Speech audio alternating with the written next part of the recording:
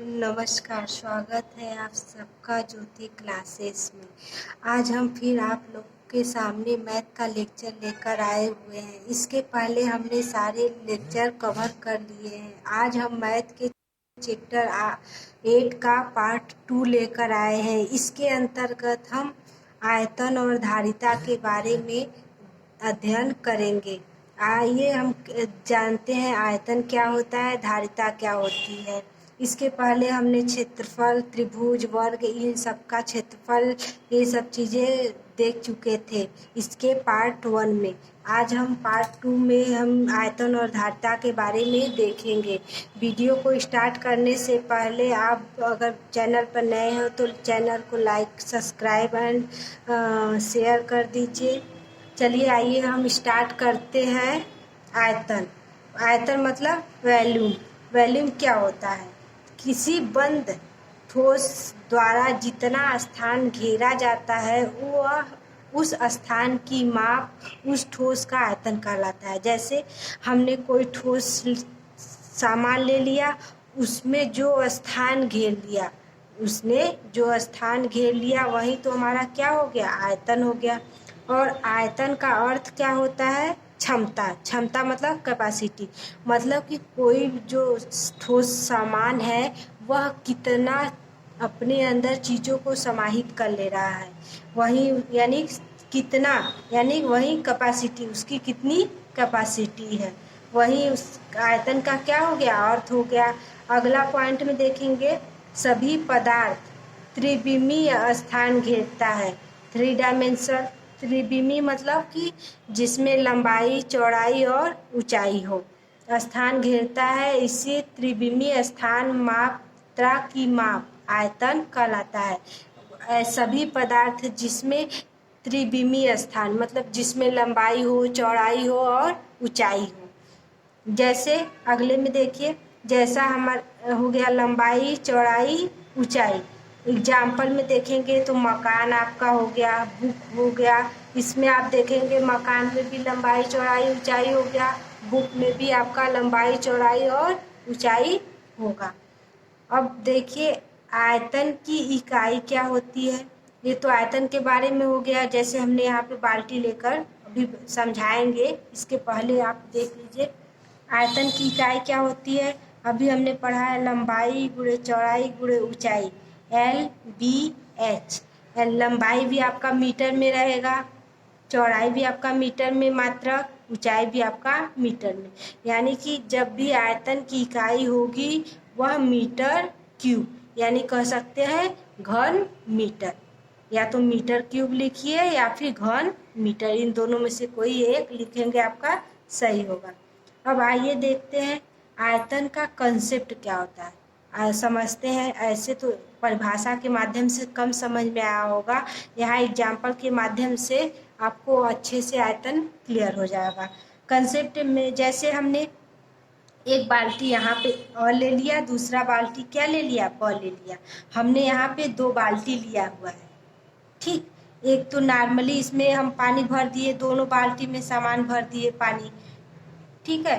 एक बाल्टी में जितना पानी है दूसरे बाल्टी में भी उतना पानी है। अब देखिए इन्हीं 2 बाल्टियों में पहले तो हमने पानी भर के नाप लिया कितना पानी है, फिर उन्हीं दोनों बाल्टियों में बारी बारी से एक में एक रॉड डालते हैं या बेलन डालते हैं, दूसरे भी बाल्टी में क्या डालते हैं? बेलन डालते हैं। तो जब देखेंगे तो जो पहले वाला जो बाल्टी था जिसमें हम बेलन नहीं डाले हुए थे वो कम स्थान घेरता है, यानी वो बाल्टी के आधा कह सकते हैं या फिर आधे से थोड़ा ज़्यादा होता है। अब दूसरा भी वही हाल है, लेकिन जब हम इन दोनों बाल्टियों में बारी बारी से बेलन डाल देते हैं तो इन पानी का स्तर जो होता है और क्या हो जाता है? बढ़ जाता है, यानी ऊंचा हो जाता है। यही क्रिया दोनों में करेंगे, दोनों बाल्टी में बेलन डालेंगे, दोनों में क्या हो जाएगा? और स्थान ज़्यादा हो जाएगा। तो परिभाषा के माध्यम से कह सकते हैं वह एक ठोस जितना स्थान घेरता है वही उसका आयतन होता है। यानी कि कोई भी ठोस है जितना स्थान घेर रहा है वही उसका आयतन हो जाएगा। आप आई होप आप लोग को आयतन क्लियर हुआ होगा। चलिए आइए आयतन पे क्वेश्चन देखते हैं। पहला क्वेश्चन है आपका 5 सेंटीमीटर व 3 सेंटीमीटर के दो घनों को पिघलाकर एक बड़ा घन बनाया गया है, तो बड़े घन का आयतन ज्ञात क्या होगा। तो पहले देखिए, पहले घन का आयतन क्या होगा, दूसरे घन का आयतन क्या होगा। तो हम पहले घन का आयतन निकालेंगे। पहले घन का मतलब 5 सेंटीमीटर का जो घन है उसको पिघलाकर जो बनाया गया है। तो पहले घन का आयतन इक्वल टू ए का क्यूब। तो ए मतलब ये आपका जो दिया हुआ है 5 सेंटीमीटर, ए आपका 5 सेंटीमीटर हो गया, तो 5 का क्यूब, 5 पचे 25 पंजे 125 घन क्यूब हो जाएगा। ठीक, अब दूसरे घन का आयतन, दूसरे घन का कितना दिया है 3 सेंटीमीटर। इसी तरह दूसरे घन का आयतन निकाल लीजिए। ए क्यूब मतलब 3 का क्यूब, 3 3 त्रिके 9 त्रिक 27।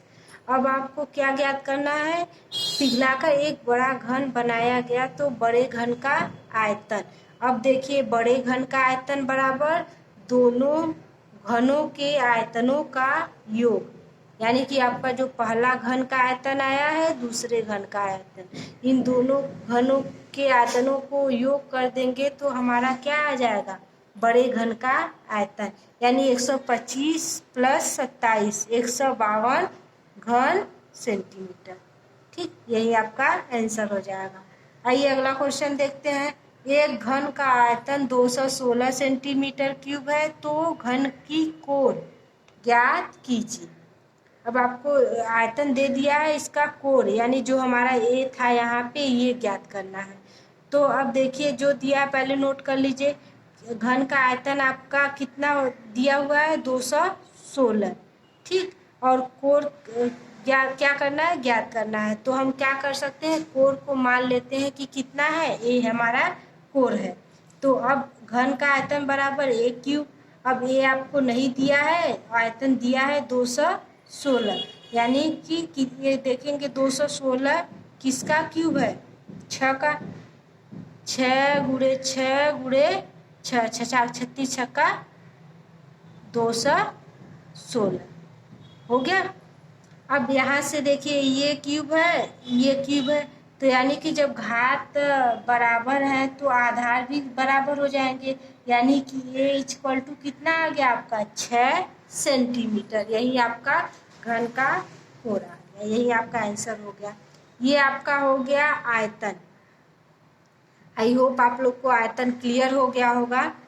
अब आप लोग को धारिता, अब आप देखेंगे धारिता के बारे में। धारिता मतलब कैपेसिटेंस। कैपेसिटेंस क्या होता है, किसी बर्तन में जितना द्रव यानी तरल पदार्थ भरा जा सकता है वही उसकी धारिता होती है। यदि किसी बाल्टी में 4 जग पानी आता है तो बाल्टी की धारिता 4 जग की होगी। अगर हम कोई बाल्टी है उसमें 4 जग पानी आ रहा है तो उस बाल्टी की धारिता कितनी हो गई, 4 जग पानी की। अब कह सकते हैं कि एक परिभाषा के रूप में किसी बर्तन द्वारा किसी द्रव के धारण करने की क्षमता, धारण यानी कोई बर्तन है उसमें द्रव कितना धारण कर रहा है उसकी क्षमता, बर्तन में लंबाई चौड़ाई ऊंचाई होती है, इसीलिए द्रव की माप भी आयतन के रूप में ही होता है, जिसे धारिता कहते हैं। ठीक, क्लियर हो गया ना। मतलब कि कोई भी तरल पदार्थ, किसी बर्तन में अगर तरल पदार्थ भरा जाता है तो वह उसी की धारिता कहलाती है। चलिए आइए अब देखते हैं इस पे क्वेश्चन। क्वेश्चन क्या, अब देखिए, अब धारिता है, धारिता की क्या होती है, इकाई क्या होती है, लीटर होती है। जब भी आपको द्रव को नापना हो तो हमेशा किस में नापते हैं, लीटर में ही नापते हैं। तो 1 लीटर में कितना मिलीलीटर होता है, आई होप आप लोग को आ रहा होगा, 1000 मिलीलीटर। अब कुछ नोट ज्ञात कर लेते हैं। नोट मतलब कुछ कंसेप्ट है जिसको आप लोग को याद रखना है। दोनों में क्या रिलेशन है, संबंध क्या है आयतन और धारिता में। तो आयतन व धारिता त्रिविमीय वस्तुओं के गुण है। जब भी आप किसी चीज का आयतन व धारिता निकालेंगे तो देखेंगे कि हमेशा क्या रहेगा, 3D यानी त्रिविमीय त्रिविमीय का मतलब होता है 3D। 3D का मतलब होता है जिसमें लंबाई, चौड़ाई और ऊंचाई तीनों दिया रहा हो, वह इस चीज़ के लिए अप्लाई होता है। यानी कि जब भी हम आयतन निकालेंगे उसमें लंबाई, चौड़ाई, ऊंचाई तीनों चीज़ें दिया रहता है। ठीक, अब अगला पॉइंट है इसमें, आयतन वह जगह है जिसे 3D वस्तुएं घेरती हैं। आयतन वह जगह है जिसे 3D वस्तुएं घेरती है, जबकि धारिता मात्र वह गुण है जो बताता है कि पात्र कितना धारण कर सकता है। कि मतलब कि इसमें कह सकते हैं कि वह जगह है जिसे 3D वस्तु, यानी कि क्या आयतन जो होता है वह जगह होता है जिससे लंबाई, चौड़ाई, ऊंचाई की वस्तुएं जो होती है घेरती है। लेकिन जो धारिता होती है केवल वह गुण होता है जो यह बताता है कि कोई वस्तु या पात्र जो है वो कितना वस्तु या पदार्थ को चीज़ों को ग्रहण कर सकता है या धारण कर सकता है। ठीक, आई होप आप लोगों को समझ में आ गया होगा धारिता के बारे में। चलिए यहाँ पे देख लेते हैं धारिता के कुछ पैमाने होते हैं जिसको याद करना मुश्किल होता है, तो हम एज ए नॉर्मली समझ लेते हैं। अगर आपको एग्जाम में आ जाता है तो आप फटाफट इस चीज़ों को बना के आसानी से निकाल लेंगे। ऐसे तो आपको याद करने में हो सकता है उल्टा हो जाए, 1/, का हो जाए, मल्टीप्लाई का हो जाए। तो फिर हम क्या करेंगे, पहले हम क्या करते हैं, पहले लिख लेते हैं। देखिए, या तो मीटर, कोई भी चीज़ का मात्रक जो होता है या तो लीटर में होगा, या तो मीटर में होगा, या फिर ग्राम में होगा। ठीक, तीनों चीज़ों के लिए अप्लाई होता है ये।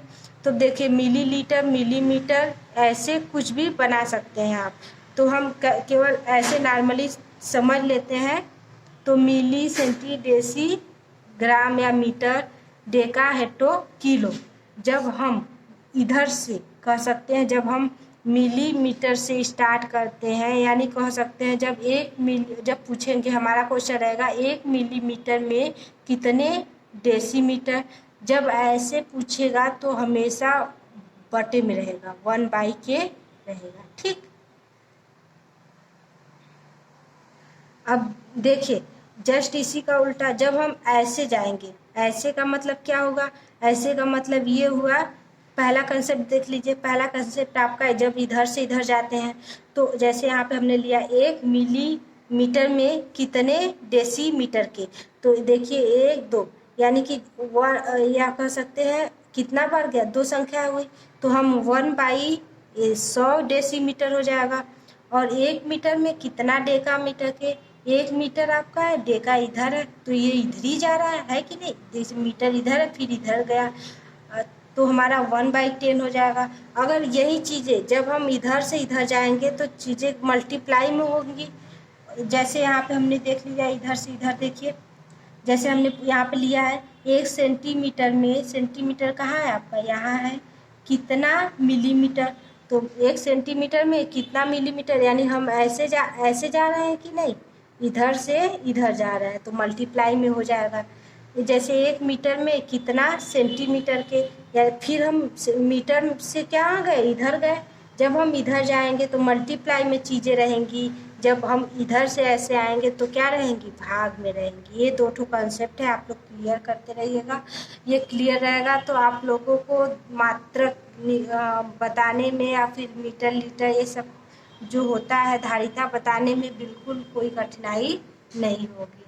चलिए, अब आप लोग इसके आगे करिएगा। जब भी हम आएंगे नेक्स्ट वीडियो में अपना नया चैप्टर लेकर आएंगे, तब तक के लिए thank you for watching video. Take care.